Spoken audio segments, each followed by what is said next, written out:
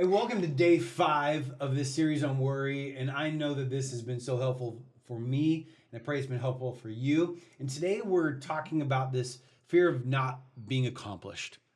There's this quiet fear that many of us have that we haven't done enough, that we aren't spiritual enough, that we're not good enough, that we're not smart enough, that we're just not enough. And Larry, you've accomplished a lot in your life where there was those moments when you came upon a situation where you're like, I don't know that I quite have enough experience to be able to be in this room. Sure. How did you handle those? Well, you have a lot of those situations, and part of it is learning to be in touch with reality. Because there were times where God put me there, so I guess I got enough. Get over your fear. And there were other times where, nope, I don't really have enough for this. We live in a day and age where I think there's this myth that a lot of people believe that if you just trust God or believe enough, you can accomplish anything, and that's baloney. We all have lids of our skill and our ability or whatever. If working hard and believing in the dream enough was the key to success, you'd be talking to a former NBA player instead of a former high school player, Right. right? It didn't matter how hard I worked at it, how big the dream was, how much faith I had. So there's really two sides of the coin. There's these times we feel inadequate, and it's like, no, you're really adequate enough to be able to do that thing. And then there's others where we need to look in the mirror and go, maybe I can't pull that off. Because our culture is so encouraging. And people encourage us and we think they're evaluating us. And we believe our press clippings. So let's look at it because it's a side of how we're created.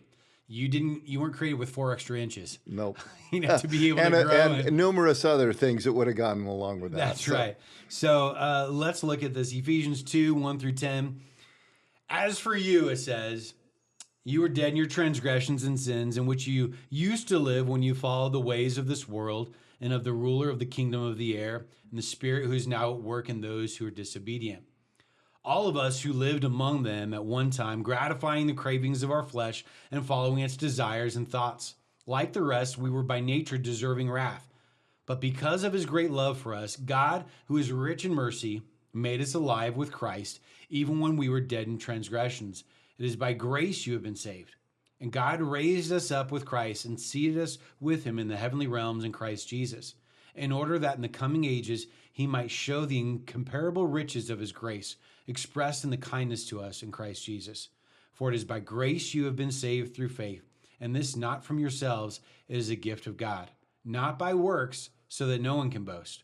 For we are God's handiwork, created in Christ Jesus to do good works, which God prepared in advance for us to do. So this whole idea that we are God's handiwork and we're supposed to utilize our giftings for him, but we get trapped in this thought that we aren't good enough. How do we deal with this? Well, again, we live in a culture of comparison. That's probably always been part of human nature.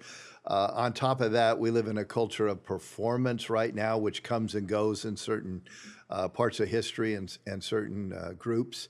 But you put those things together, we go, oh, it's all by grace, unmerited favor.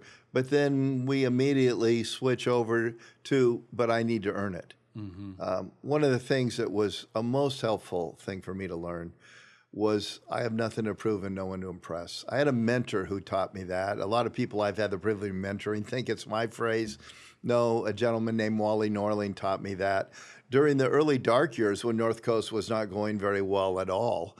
And he kept speaking in my life, Larry, why just do your job? Why are you judging God's favor on outcomes? Why are you judging whether you're good enough or not? You have nothing to prove and no one to impress. And our theology would say that. It's all by grace. Now, I need to obey. There's obedience and disobedience. I can please the Lord or disappoint the Lord, but it's not by my performance. That's our culture speaking into us. And one of the greatest freedoms was probably around my mid-30s. That went from being a phrase I said to something I just really believed. And I cannot tell you what that did in those situations where I felt like I'm over my skis. Gave me the ability to say, well, yes, I am. Situations where someone was more gifted than me to go, well, yes, they are. Situations where I succeeded. Well, that was grace. I have nothing to prove, no one to impress. I just have a life of obedience to follow. The aspect of grace for the individual who feels like my life has been so messed up. How can I possibly show God that I love him enough? How can I even possibly deserve this forgiveness? How do we talk to that person? Well, that's the point. You don't deserve it. Grace is unmerited favor. It's not something, well, okay, I did enough and now you pick up the rest of it. That's a total misunderstanding. What can I do for God? Well, he said, if you love me, you'll keep my commandments. You know, to me, we have made following the Lord and Christianity and theology, and I've got my degrees in those fields, but we've made it so complex, and it's actually so simple. Mm-hmm. If you love me, you will keep my commandments. So, well, how do you stay in tune with the Lord? People ask me. Well, I have some days where I feel so tight with God, and I have other days where I think he's a million miles away. I don't worry about how I feel. I worry about what I do, because he says, this is how you show your love for me. Not by your passion, not by all of these other things we try to work up, or all the people you as a vocational minister led to the Lord, or how big the church was, or what people think of you. It's, if you love me, you're going to just do what I said. That is so simple, so incredibly simple. It's simple, but sometimes we mess that up all the time. Because we listen to the voice of our culture, which is all about performance. We live in a king of the hill culture, and we try to climb to the top. Embrace that then. Embrace the calling versus the performance. Well, once I really began to believe I have nothing to prove, no one to impress, then I just every day wanted to see, can I do better? Can I make it? Let's say as a leader, can I make it bigger?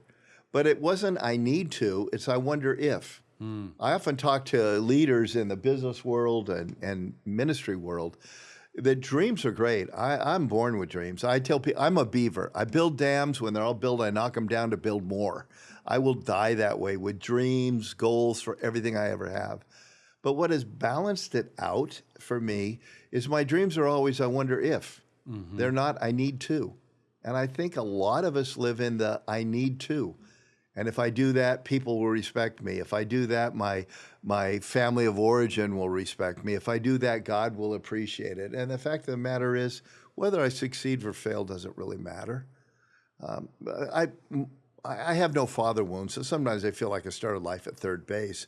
But I tell people the story of my dad watching me play basketball. He went to pretty much every game I ever played. And he never, after a bad game, took me aside to tell me what I needed to do better. And after a good game, he never over-celebrated. So I had some idea that I was either loved more, that's where the cookies and biscuits were.